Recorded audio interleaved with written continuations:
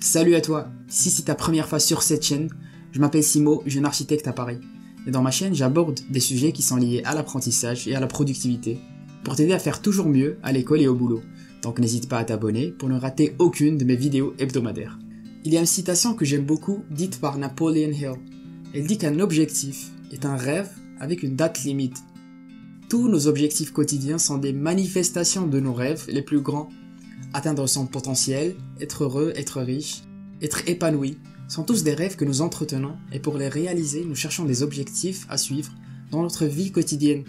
C'est pourquoi il est important dans sa vie de pouvoir déterminer les bons objectifs à suivre qui nous rapprocheront de nos rêves les plus précieux. Existe-t-il une méthode qui permet de mettre au point les meilleurs objectifs à suivre? Cette méthode permettait d'évaluer nos objectifs afin de s'assurer qu'on a bien choisi les bons et qu'on ne soit pas en train de perdre notre temps et notre énergie sur les mauvais objectifs. La réponse est oui, et dans cette vidéo nous allons voir ensemble la méthode que je trouve la plus pratique pour créer de nouveaux objectifs et les évaluer.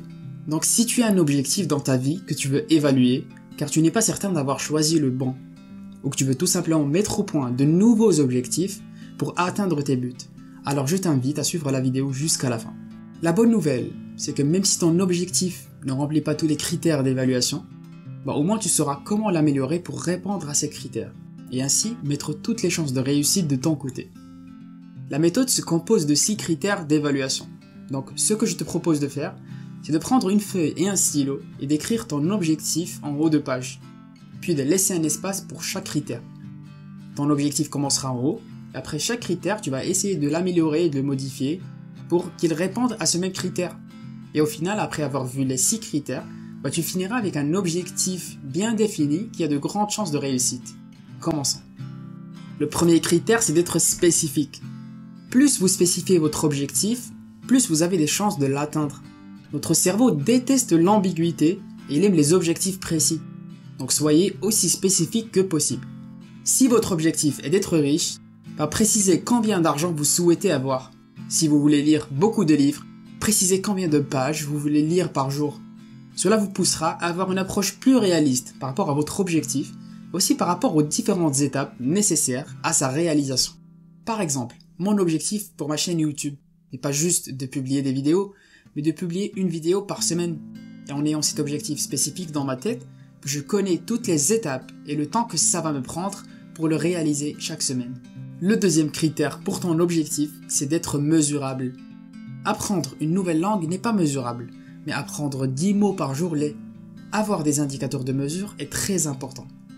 Si ton objectif est d'apprendre une page par jour, tu peux alors suivre les indicateurs de progrès pour voir si tu es sur le bon chemin.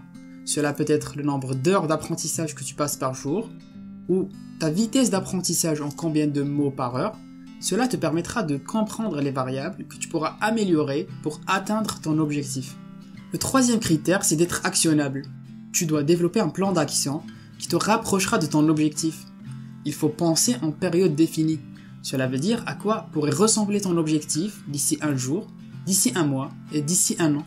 Le docteur Edward Banfield de l'université d'Harvard a conclu après 50 ans de recherche qu'avoir un plan à long terme est l'indicateur le plus fiable pour prédire si une personne va devenir plus riche en Amérique.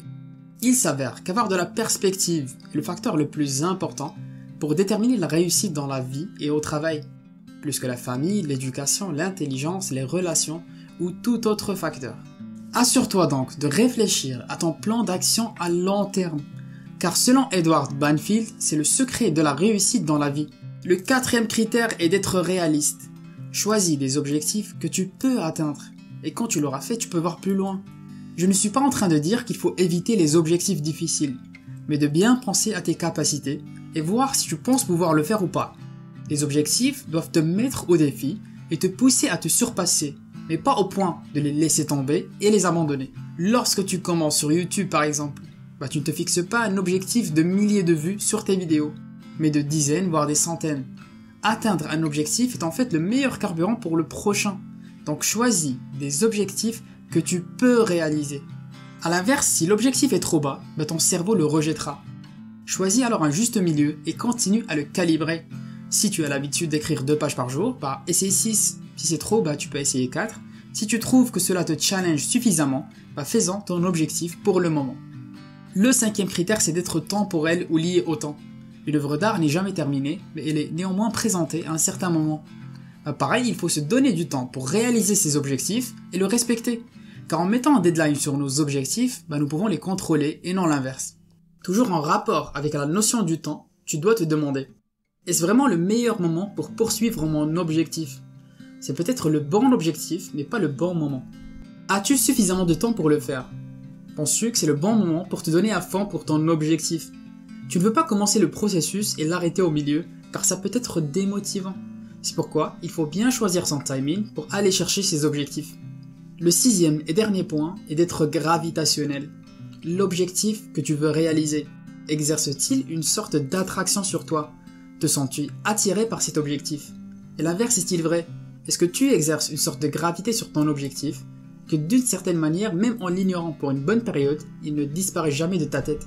Je pense que la gravité est une notion importante, qui reflète le lien profond que nous devrions avoir avec nos objectifs. Un bon objectif doit être significatif pour toi. Grâce à la méthode présentée dans cette vidéo, tu peux facilement mettre au point des objectifs sur mesure pour atteindre tes buts, et aussi évaluer tous les objectifs que tu es en train d'accomplir actuellement.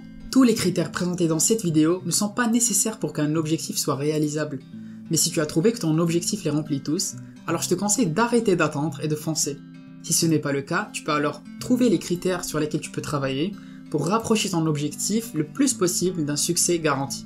C'était tout pour aujourd'hui. Si tu es intéressé par des vidéos comme celle-là où je te présente des astuces pratiques dans ta vie quotidienne, alors abonne-toi à ma chaîne. Cela me fait plaisir de voir à chaque fois les nouveaux abonnés. Ça m'encourage aussi à aller chercher les meilleures astuces sur le net pour te les présenter dans un format compressé. N'oublie pas de commenter dans la section en bas avec tes réflexions sur le sujet et de partager avec tout le monde tes astuces personnelles sur la manière dont tu élabores et évalues tes objectifs. Encore une fois, merci d'avoir regardé jusqu'à la fin et à très bientôt dans ma prochaine vidéo. Salut!